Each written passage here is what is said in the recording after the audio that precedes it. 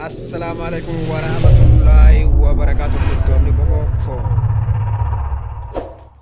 like, subscribe, share godhuu hin dagatinaa. Artistii Haaree jechuudha.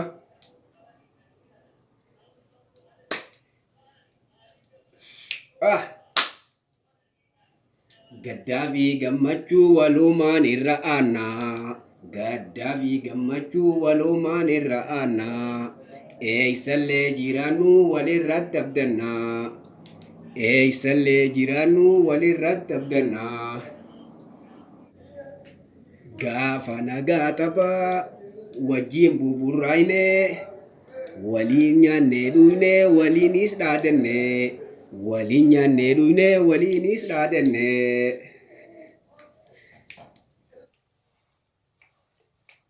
Maalii saahiba koo akka duriin jirtu maalii saahiba koo akka duriin jirtu fuulli jijjiirame maalii kanaanutu taa'ii saahiba koo jiruu nan jibbini taa'ii saahiba koo jiruu nan jibbini walii yaarree jettee hamtuu yaadinnatti walii yaarree jettee hamtuu yaadinnatti araa kalee jettee ijaa yaadinnatti araa kalee jettee ijaa yaadinnatti.